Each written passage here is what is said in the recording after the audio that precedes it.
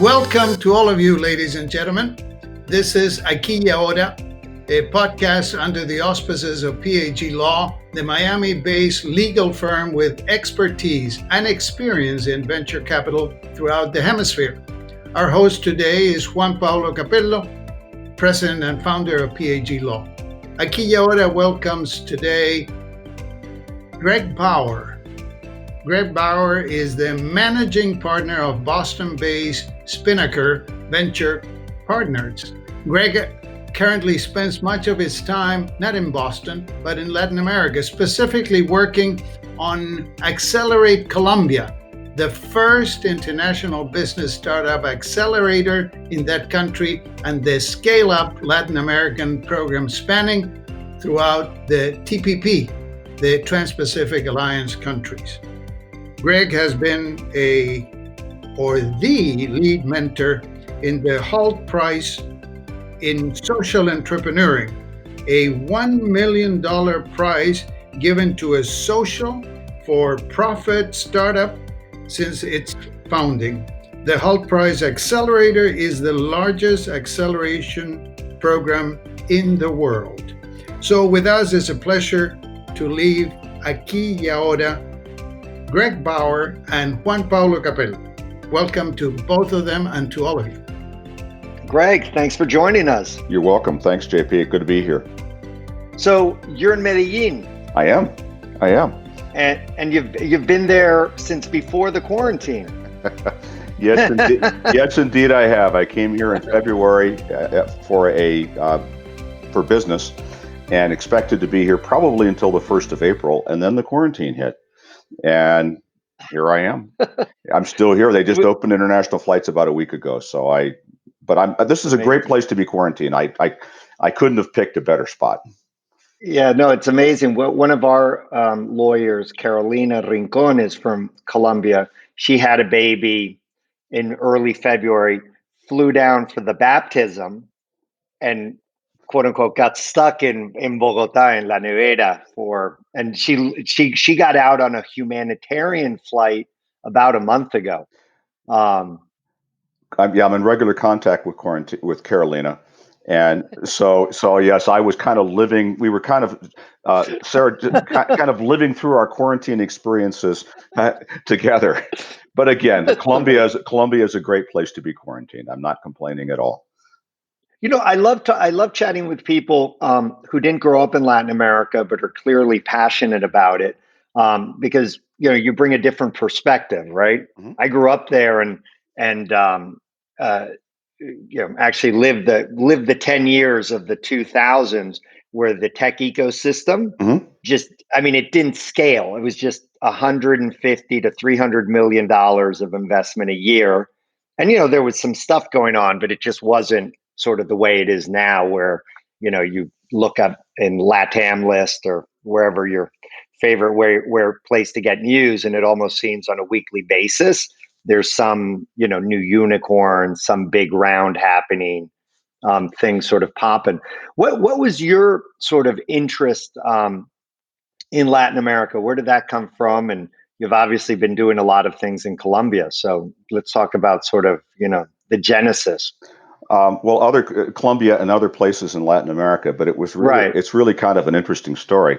Is I came here quite by accident, and I came here first time in November of 2017. I had met a Colombian, who was in Boston, that was doing some work at Harvard, and doing a master's degree actually at the Kennedy School at Harvard, and I helped advise her on a renewable energy startup that she had here in Colombia. And when she came back to Colombia, she contacted me and said, "Hey, would I like to come to Colombia, because one of our portfolio companies is a really unique kind of renewable energy development company." And my initial reaction, quite honestly, JP, was no thanks. Colombia. The no-fly zone, exactly. Yeah. But I ultimately acquiesced. I came here in November of 2017. Indeed, I found that there were unique opportunities for our renewable energy portfolio company. Right. So I came back in January of 18, and then kind of got involved into the Colombia startup community. And what I came to realize was that this community was enormous. And there was tremendous energy behind the community that I had never expected. In fact, I was asked to speak at a conference that was put on by a foundation here called the Development Solutions Foundation, which my Colombian friend actually had started. It was her thesis in Harvard. Oh, amazing! And it was, and the conference was on leadership and entrepreneuring. Now, I didn't understand, quite frankly, that when they ask you to speak at a conference in Colombia, that means you're giving the conference. So, so my expectations were low in terms of what would happen. And much to my surprise, there were 500 people in the conference, and there would have been more. There were 400 people, additional people on the waiting list, but the venue only held 500. Wow. And I looked out across that sea of people, and I listened to the questions they asked me and the kinds of experiences they had. And I said, wow, there's something really unique and special going on here, initially in Colombia.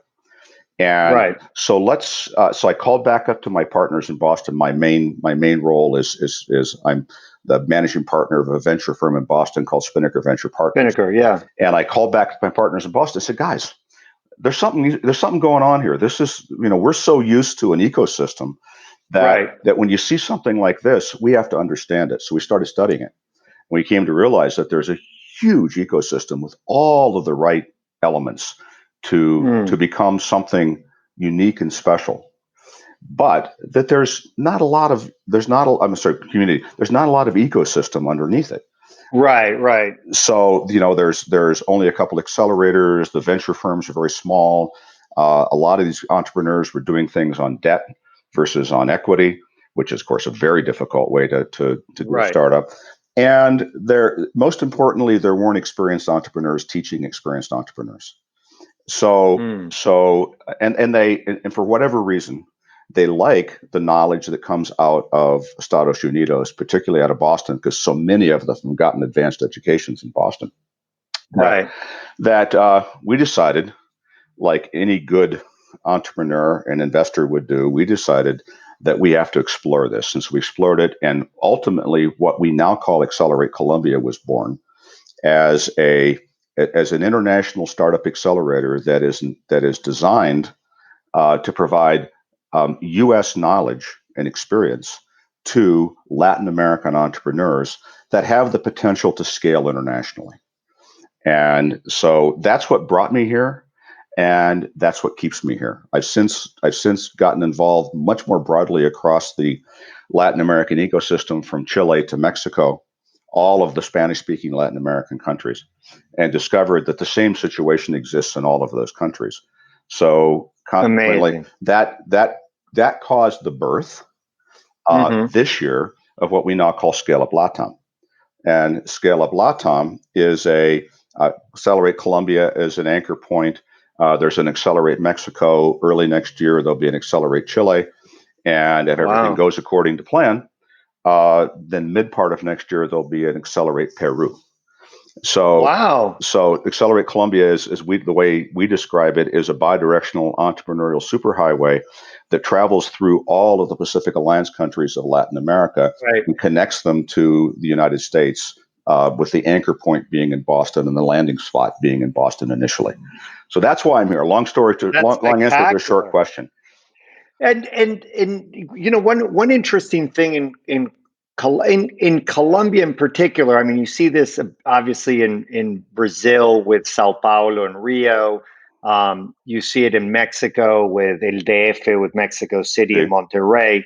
Colombia's interesting because you're in Medellin, as you mentioned, and Bogota and Medellin are sort of worlds apart, right? Culturally, the Antioqueños, the economic groups from Medellin are quite strong and sort of don't really look to Bogota for inspiration. In some countries like Chile or Argentina, it's all about the capital. I mean, in Chile we have Concepcion and we have other sort of centers where things are going on.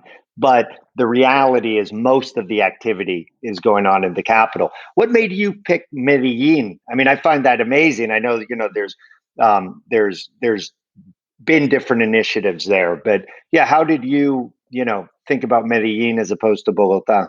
And how have you found the connections between the two cities? Those are great questions. And I think you also have to incorporate the other cities, the other major cities in Colombia, including Cali and Barranquilla and so forth, because they're all their own little ecosystems or little communities that they have. Yeah. And sometimes those communities connect and sometimes those communities don't directly connect. Yeah, that's true. That's absolutely true. The landing in Medellin was really quite by chance. This is where the person that invited me to Colombia initially happened to live. Okay. So I landed here, and it became a base of operations. That conference that I spoke about was here at Medellin. In fact, it was at Ruta N.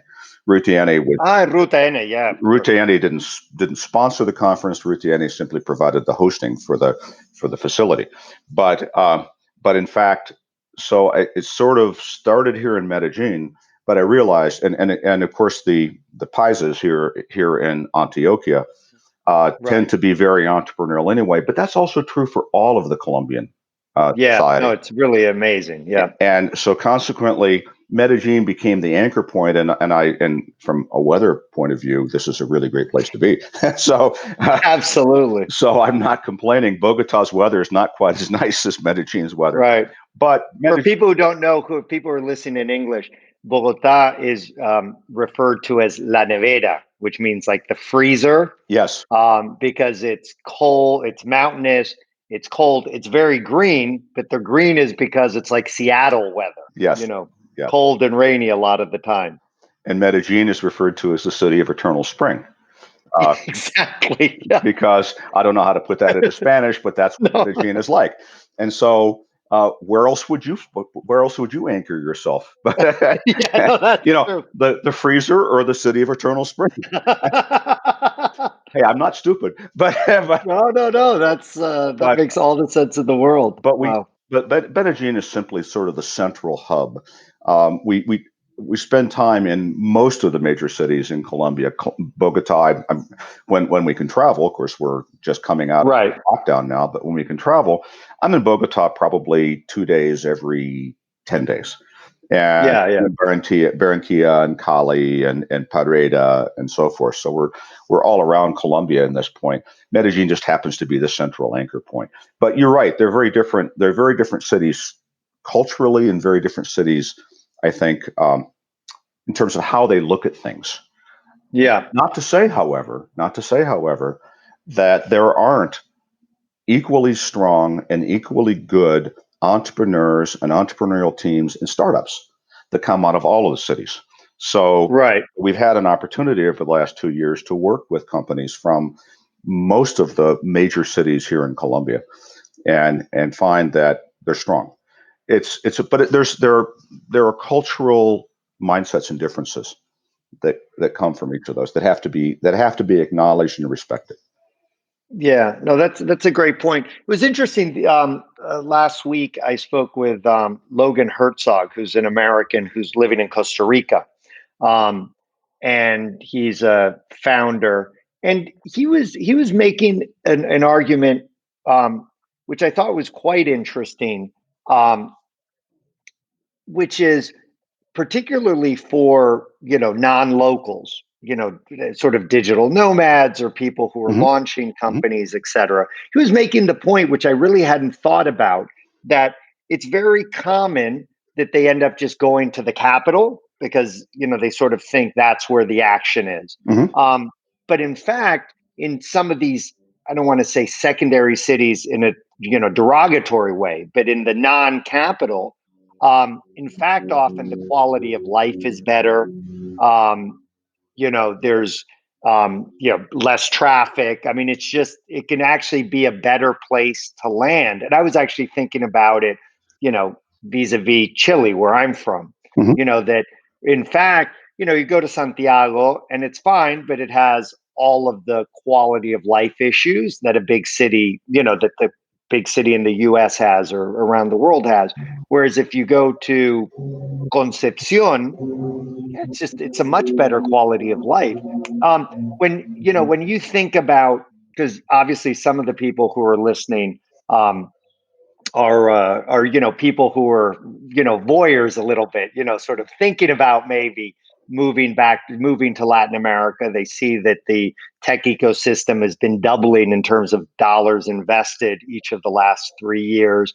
They're reading about companies like Rappi out of Colombia growing and scaling and doing amazing things. And they're thinking about maybe I should go explore that region. And what's your thought in terms of the person coming from the US thinking either about, either as a digital nomad where they're able to sort of work from anywhere, or somebody who's thinking about launching a company, going to a city like Medellin instead of Bogota, or Cali instead of Bogota, or Barranquilla instead of Bogota? Well, you got to be careful because I don't want to insult any of my friends in any of those cities. So I have to be really I'm careful. thinking generally. I could say it about Mexico. Guadalajara instead of El DF, or Sure. Puebla instead of El DF. Sure. Well, to the voyeurs that are thinking about coming to Latin America, I'd say come on, because you're not going to be disappointed.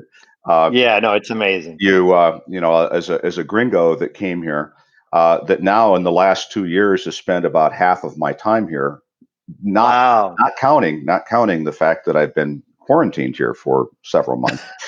Right. But I do that quite voluntarily because I find that the opportunities here are just so enormous, whether they're here in Colombia or whether they're in Mexico or Chile or Peru. The opportunities here are just so enormous.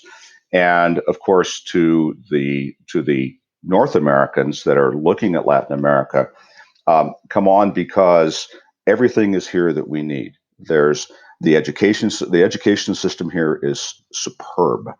The quality of the people that are coming out of that education system are top notch, particularly here in Medellin, relative to the ability to do things like artificial intelligence, IoT, coding, these kinds of things. You're not going to find, the quality of the people here is every bit as good as the quality of the people in Estados Unidos, but they're less expensive, significantly less expensive. So that's good. I'm a big believer in co-working. So our offices here, when we actually can go to the office, are in one of the WeWorks here in Medellin. And I don't like the little cubes. I like sitting out in the open where I can interact with people and share experiences. And you're absolutely right about the digital nomads. There are so many gringos that come here and say, okay, I'm just going to park myself in Medellin for a couple of weeks, and they end up staying for several months, if not making it a permanent home. You're right also about the differences between a major city and some of the smaller cities. I think that if I were coming to Colombia, I would, I have come to Colombia, but if I were someone considering coming to Colombia, I would probably park in one of those two major cities, simply because the infrastructure is so much better there, and the universities and all the things that you draw from are here, and they're readily accessible and readily available. Quality of life, I think, if I were to pick between the two cities, Medellin is also a big city. It's also a big city. It's located in the mountains. It happens to have a better microclimate. But traffic is not quite as heavy, and so ease of life is a little bit easier. Well, let me just say, one second. Sure. Bogota has about the worst traffic I've ever seen ever. So you're comparing it. Yeah, you were saying it's not as bad as Bogota is saying very little.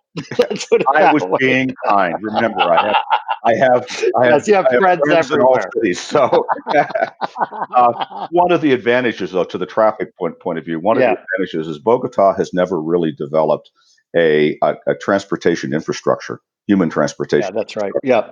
Whereas Medellin has a light rail system that travels through the valley in the bottom of the city, and the city goes up the sides of the mountains here from the valley. And Medellin has developed a cable car system to transport you up the valley. So it's easier to get around in Medellin, nevertheless. Both cities, though, are very friendly to foreign companies, foreign institutions that want to come here. And as is Barranquilla, as is Cali.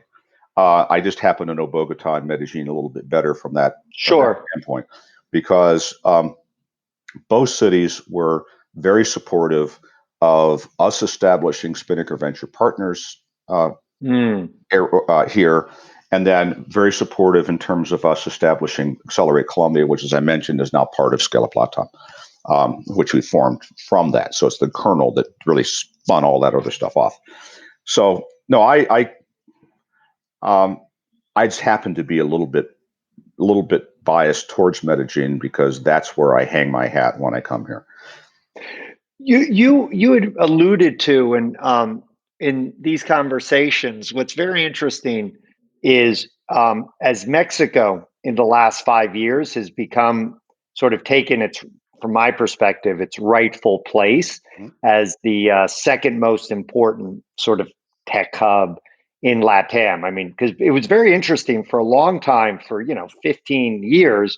I mean, it was sort of Brazil and Argentina, right? Were really sort of 1 and 2, and often the best entrepreneurs coming out of Argentina going to Brazil. I mean, even like on the fund side, Casec Ventures, which is Argentine founders coming out of Mercado Libre and making 80% of their investments in Brazil, right?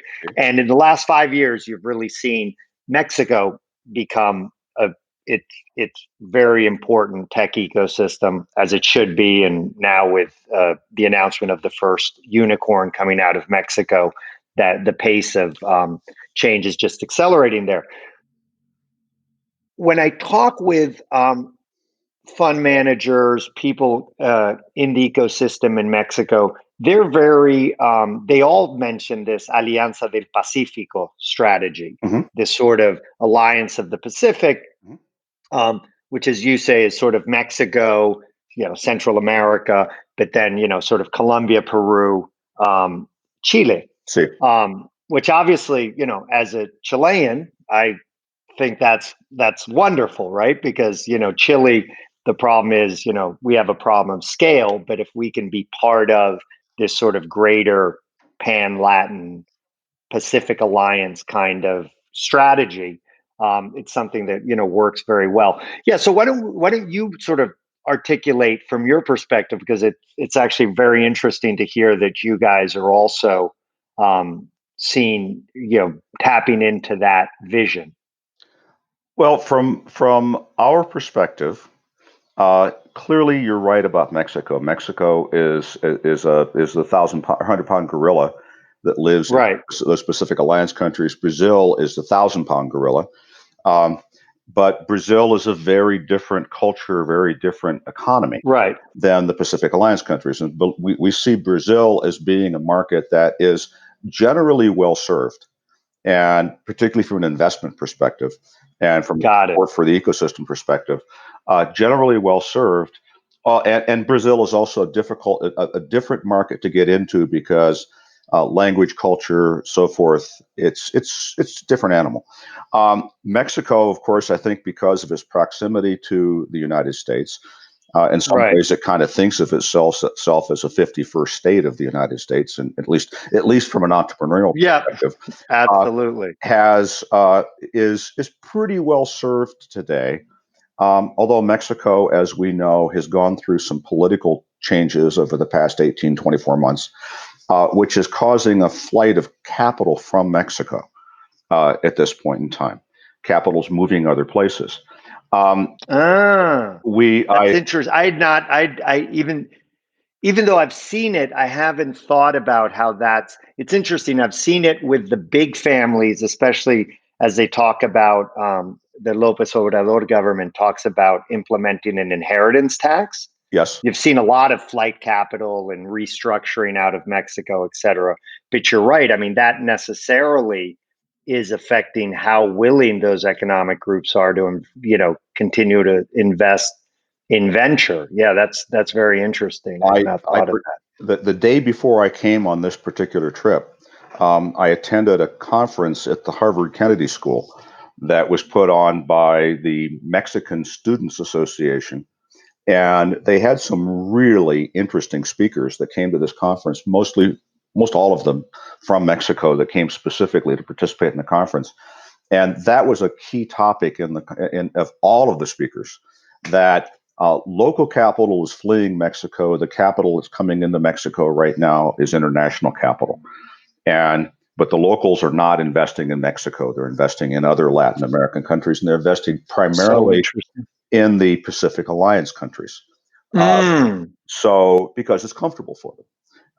Right. And the fact that and this is our investment thesis in coming in here, is that because of lack of capital, lack of infrastructure, so on and so forth, lack of market size, and you alluded to that relative to Chile, there's a lot of opportunity for valuation arbitrage that takes place. So our investment thesis, and we've formed a fund now that we call the ScaleUp LatAm fund, which is a $100 million class fund, U.S. based and Chilean based, and we're doing this with Genesis Ventures in Santiago, Chile. And I know you know the guys from Genesis Ventures. I've had him on the podcast yesterday. Oh, okay. All right. So you can do back to back. Our listeners could just pop from one to another. Serendipitous. Okay. You get the Latin perspective and you get the gringo perspective. But I love it. That's what this podcast's all about. So because we know that and this is what all of ScaleUp LatAm, including Accelerate Colombia, is designed to do, is to take performing Latin American companies and give them access to the knowledge and market and capital and so forth that they need to scale internationally. And when that happens, the valuation arbitrage that takes place is greater than 4x between a company that was seed funded in Latin America and professionally A funded or late seed funded in the United States. That's why we do this. And so I think the capital of Mexico understands some of that as well. So that's part of why you're seeing that. You asked about Chile. You asked about the Pacific Alliance countries. I think clearly Chile is the shining star of the Pacific Alliance countries right now as it comes to a friendly investment environment. Right. The Chilean government for years has modeled what the SBICs of the United States and what happened in Israel to cause ecosystems to emerge. And Chile has done a very good job of modeling that. So Chile is very friendly to investment firms that want to come and set up shop in Chile. That's why the ScaleUp LatAm Fund has an anchor in Chile, as well as the United States. And Peru has actually kind of been looking south and seeing what Chile has done, and Peru is starting to move in that direction. Well, what's amazing is, in Chile, we have Startup Chile, and which has been around since 2010. And Peru actually, calls their program Startup Peru, which is interesting because, Chile and Peru politically, because there was La Guerra del Pacífico, 100 plus years ago, which was a war that involved Bolivia, Peru, and Chile. And when Chile won, it took the north cut off Bolivia's access to the sea, but Peru's access to the sea. So there's always been, culturally, and dumb fights like who has a claim to pisco, the local drink. The Peruvians consider pisco their own. The Chileans consider pisco their own. But it really shows, for me, it's interesting the way little cultural things really. When you're a local, you actually know what it means. The fact that the Peruvians named their startup program Startup Peru and modeled it off of Chile actually really is a real compliment to the Chileans, because, the Peruvians would not have done that if they didn't really think what the Chileans were doing was working. Well, I think what the Chileans are doing is definitely working, and I don't say that because you're Chilean. I I say that as completely unobjective, Right. objective outside observer looking in Right. who's been making investments here and doing business here for the last 2+ years. The Wow. but I really do think political, cultural issues aside, Hmm. so whatever's going on in Mexico or what's going on anyplace else, startup entrepreneuring and capital investment in really high quality startups that really have the potential to scale, it transcends country boundaries and transcends political boundaries to a large extent. Now, Mm. the politics can in fact make some environments friendlier than others. Yeah. And I believe that one of the things that is holding Colombia back, because Colombia Hmm. really is sort of in this really interesting place. Geographically, they're dead center between the United States, particularly the eastern part of the United States, and Spanish-speaking Latin America. So there's geographical position. There are 52 or 53 million people there, so it's a relatively large market.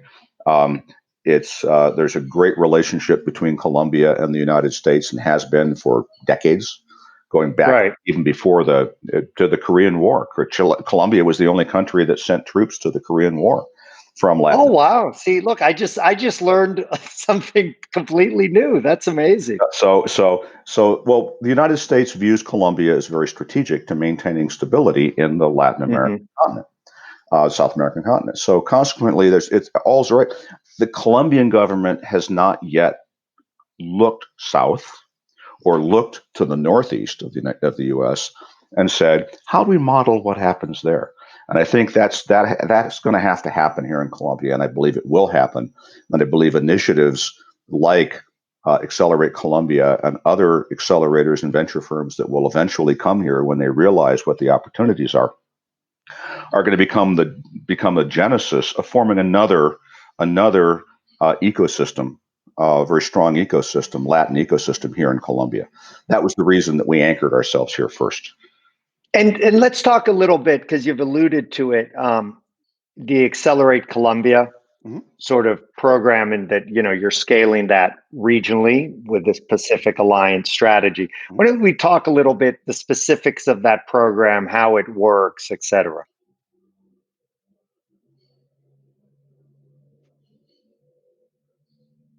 JP, I'm sorry. Oh, yeah. You cut off there, so we had one of those internet moments. No, I was asking about the ScaleUp Colombia Accelerator. How does the program work? How can people, perhaps Latin entrepreneurs who are listening to this, how do they get involved? How do they take advantage of your content and programming, et cetera? Well, that's easy. The program is Accelerate Colombia. The website is acceleratecolombia.com. We run on a rolling application process, so any entrepreneurs that are interested simply go to acceleratecolombia.com and follow their noses, and they're going to find. Yeah, if they can't figure it out, they probably aren't ready for your program. They're probably not ready for the program, but the website is both in English and in Spanish, but the program is conducted exclusively in English for a number of reasons. But the program is we just started the 2020 cohort just last weekend, as a matter of fact. Oh, wow! But the program is a 16-week program. There are meetups about every third weekend. In the meantime, over the weeks, they're working against a very defined program that steps them through step by step in building, and each module builds upon the previous module. So it's a fully integrated program that builds them to the point where they understand the North American markets, they understand how market entry works, they understand how to raise capital, they know how to talk to North American venture firms and investors. They've sized their markets, they've built their financial models, they've done all these kinds of things, and they graduate like most accelerators work. They graduate on with a curated, so venture pitch day, demo day, whatever you choose to call it, where we've curated investors from the North American market that we believe, and some Latin American investors as well, that we believe match very well to the startups that happen to be in that particular batch.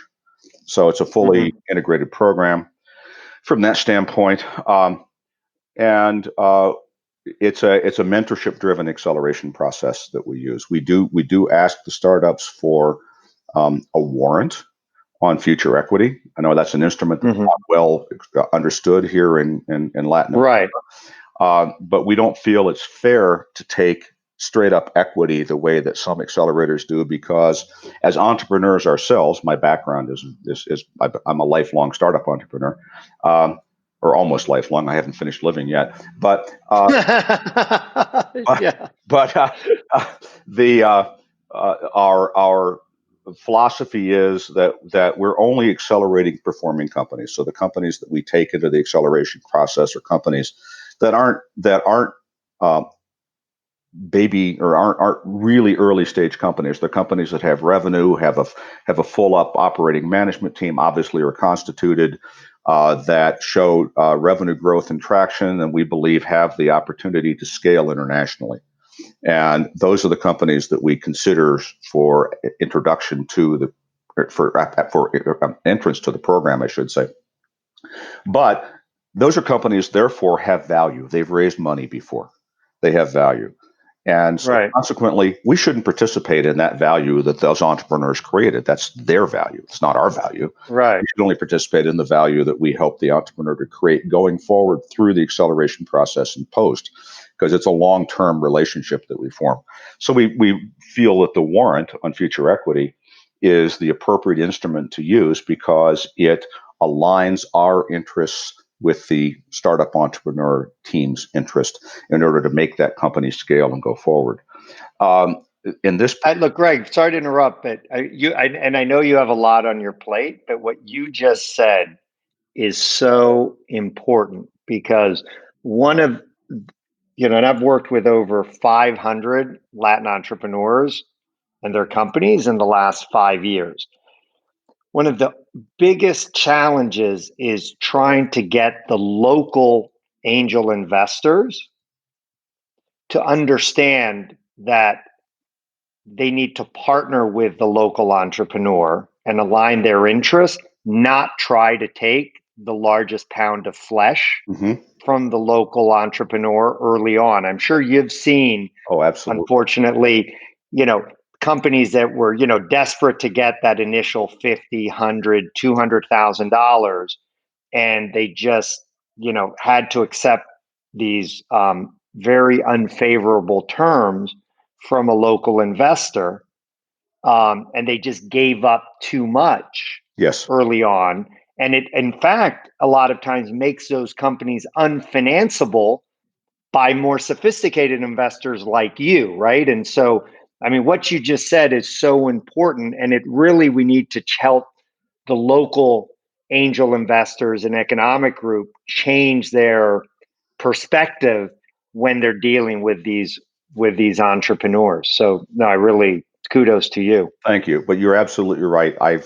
We've seen so many cap tables that are just a mess, and have to be unwound and reorganized in order to be able to make the process work. But again, therein lies the opportunity for the North American. Yes, that's true.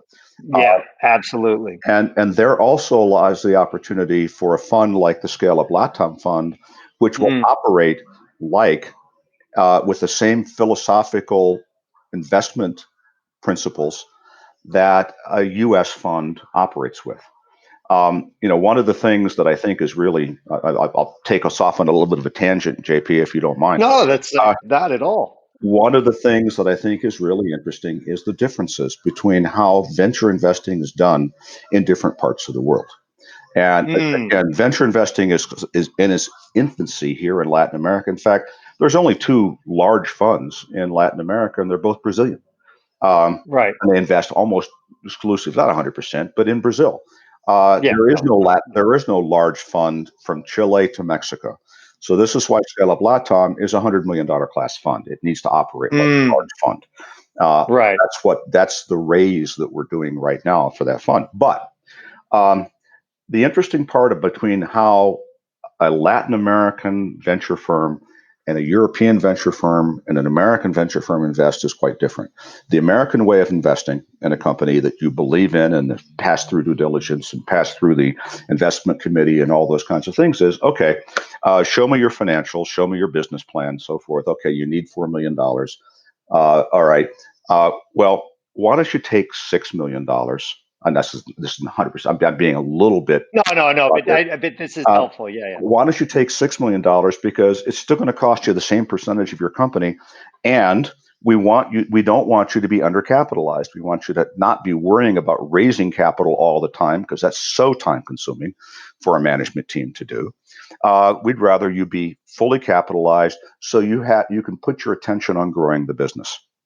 And the day that the investment closes, the $6 million goes in your bank. And of course, you take a seat on your board and so forth, but it becomes the norm. The way that venture investing is done in other parts of the world, and this isn't exclusively, is right. Okay, well, you need $4 million. Show me what you can do if you have $2.5 million. And so you run the investor or the entrepreneur reruns the models at $2.5 million, and they say, okay, well, $2.5 million, that gives you 2 years of runway if nothing else happens. So we'll give you an investment for $2.5 million for the same amount that we would, for the same percentage of ownership that we would have given you for $4 million, which is extraordinarily high. And let me just pause and say, as what you and I see in Latin America is, hey, I'll give you the 2.5 million. Maybe it becomes 1.5 million, but then it's like, I'm going to give it to you in $100,000 increments, assuming I think you're on track and you deserve that money. Yes. You went exactly where I was going to go. Right. But I'm going to have 30% of your cap table regardless. Yes. 30% on a good day. It's probably more like 50% of your cap table. And it's incredible. You and I have watched that movie dozens of times. Oh my God. It is. And it's so maddening as an entrepreneur and an investor to see entrepreneurs being taken advantage of in that way. And of course, then the worst part is that on these $100,000 tranches that you're talking about, when the investor feels that you haven't achieved whatever milestones he thinks you should have achieved at that, he'll give you the next $100,000 tranche, but it's at new terms that take an even higher percentage of your company.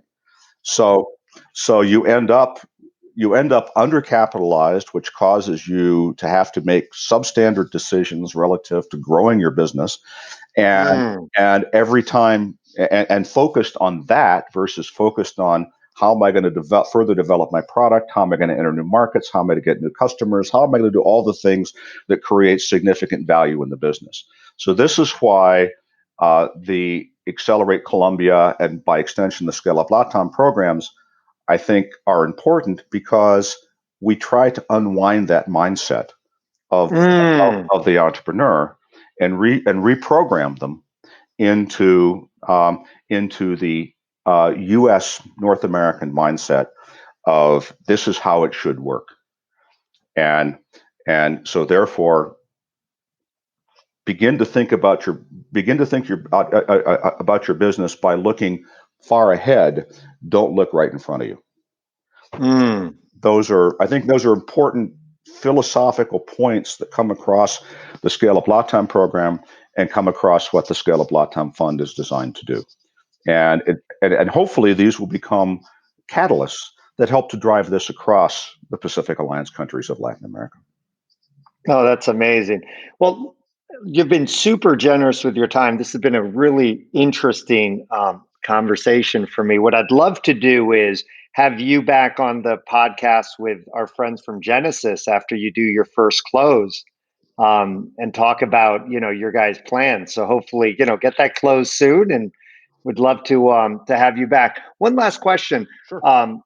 just sort of open-ended before we end. What advice do you want to give to the hinchas del TecnoLatino, the supporters of the tech ecosystem in Latin America, to maintain their optimism in these difficult times? As you know, there's a percentage of tech entrepreneurs, 10, 15, 20%, where the quarantine and the change in consumer habits has been amazing for their business. But the reality is a lot of tech entrepreneurs have been struggling because of the sort of macroeconomic situation in the world. So, what are your words of wisdom to help raise their spirits? Well, I'll give you a little bit of a story before I give my words of wisdom. Is that okay? Great, absolutely. Okay. I love it. One of the things that we do in the Scale Up programs is, I mentioned we have workshops, major workshops every third week. Every week we have an expert speaker that comes in that talks on whatever the topic is that is for that week that builds on each other. So there's 16 topic speakers that come in. And the topic for this particular week in Accelerate Colombia was external trends. So our expert speaker was a guy from GCG Advisors. He was the founder of GCG Advisors in New York City, which does trend forecasting for major corporations and for governments all around the world. And he happens to be a Peruvian guy that went to the United States to pursue an education.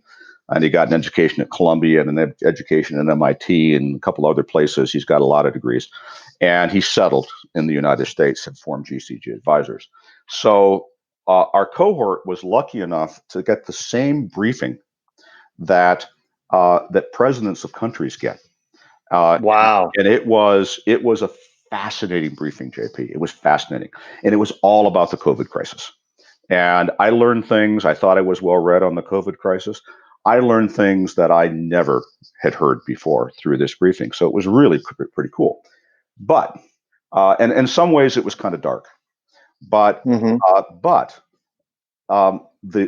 silver lining, the bright spot is this: that major corporations and countries are struggling and are going to continue to struggle going forward with the COVID crisis because of the pandemic, because it's not going to end in December. It's going to continue on into 2021. Right. However, that their view is, and I certainly share this view, that it's the innovation, the ingenuity, and the fleetness of foot of startup companies that are going to create new solutions and new businesses and adapt very quickly, because large corporations can't do that because they have too much inertia, and and governments have a hard time doing that because they have too much inertia. But the startups don't have that inertia. They have the ability to move. And a key takeaway that came out of that briefing that we got on Tuesday night was that the pandemic, while it's been bad from the standpoint of economic terms and how people have dealt with that, and while it's been bad in terms of loss of human life, which is always a tragedy, it's been good. It's been good. Right. In the fact that it simply accelerated what was going to happen in the future to the present. So things that were going to happen 15 years from now, because they were happening anyway, have just been accelerated. So it's almost as though we come into 2021 or 2020, I'm sorry, and early 2020, and we hit the fast forward button to 2035. And so startups are almost always forward looking. Yeah, that's such a good point. So consequently, this actually increases the opportunities that startups have. And Latin American startups are every bit as capable and solving every bit as important problems as startups from North America are.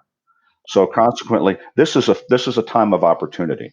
And I think this is a statistic that is well known, but I think this is in the United States, 50% of all jobs are created by companies that have been in business less than 2 years. Wow. So consequently, if you put all that stuff together in a big pot and stir it around, who has the ability to come out strongest? The startups. and tech entrepreneurs. So consequently, I don't think they should despair. I think they should look at this as a period of opportunity, not a period of dread. And of course, as entrepreneurs, we always see the bright side in everything. Why we do what we do. So consequently, see the bright side. Amigo, from your words to God's ears, this was really wonderful conversation. I love what you're doing, and I look forward to having you guys back on the podcast with Genesis to hear about your plans for the future. That's going to be so exciting. Well, JP, con mucho gusto. It's certainly my pleasure. It's been a lot of fun. I thought it would be, but it's been a lot of fun. I've really enjoyed the conversation, and I look forward to coming back anytime you would like me to. So lovely. I really appreciate it. Thanks again, Gregg. JP, thank you. Talk to you. Este fue otro programa de Aquí y Ahora, auspiciado por PAG.law, especialista en Venture Capital. Hasta pronto.